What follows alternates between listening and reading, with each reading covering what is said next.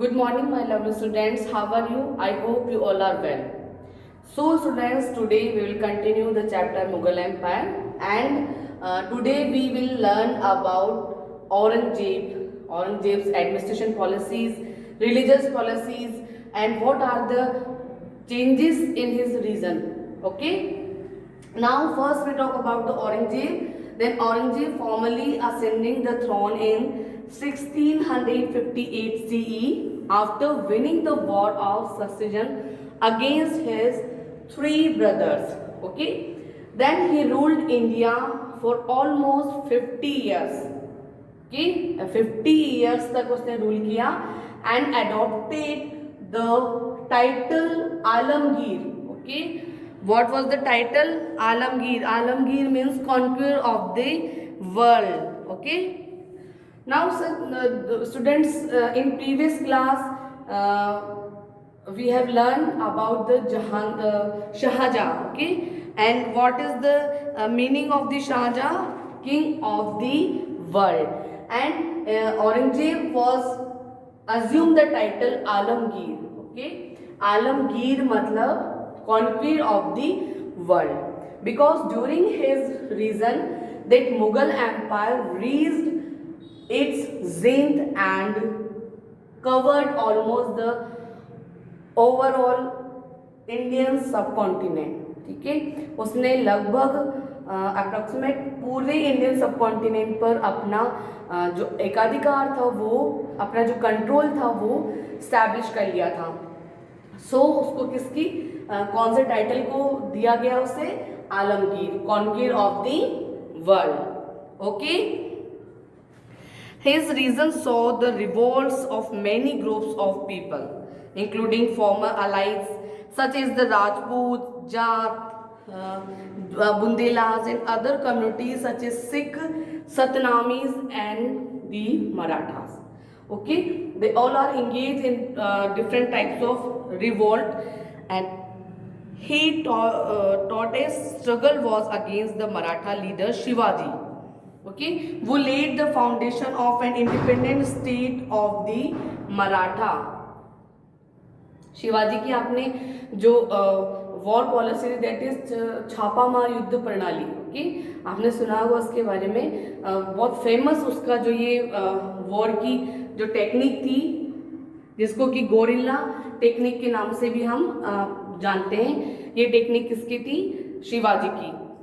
Then Aurangzeb's religious policy brought him in conflict with the 9th Sikh Guru Tegh Bahadur, who was later executed by him. He also undertook a series of unpopular measures such as the reimposition of the जजिया tax on non Muslim. जो non Muslims थे उनसे भी जजिया कर लिया जाता था. जजिया कर बेसिकली एक रिलीजन टैक्स था. ठीक है, लाइक अपने रिलीजियस प्लेस पे जाने से पहले आपको वो टैक्स पे करना पड़ेगा, दैट इज जजिया कर, जो किससे लिया जाता था? नॉन मुस्लिम से लिया जाता था. Then he also undertook series of unpopular measures. ठीक है, जजिया कर. And Aurangzeb is remembered in history as an orthodox, hardworking and god fearing emperor. Simplicity of the highest order defined his lifestyle, so much so that he came to be regarded as a जिंदा पीर और a living sant. ठीक है, जिंदा पीर और living संत के नाम से जाना जाता है किसको? औरंगजेब को. ओके, अगर एग्जाम्स में आपके इस तरह के क्वेश्चंस आते हैं कि वो जिंदा पीर है ना, ऑप्शंस में आते हैं, तो आप टिक द राइट में आप जैसे नाम आएगा औरंगजेब का, आप उस पर टिक लगा देंगे. ट्रू फॉल्स में भी आपको इस तरह क्वेश्चन पूछा जा सकता है. वन वर्ड में भी आपसे इस तरह क्वेश्चन पूछा जा सकता है. Okay, and the impact of many Wars and revolts and Aurangzeb's involvement in the Deccan for a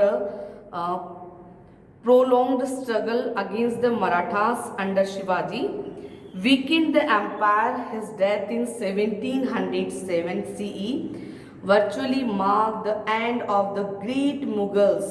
Okay, इसकी डेथ के साथ ही जो मुगल एम्पायर था, ग्रेट मुगल एम्पायर, उसका क्या हो गया? डिक्लाइन हो गया, उसका एंड हो गया.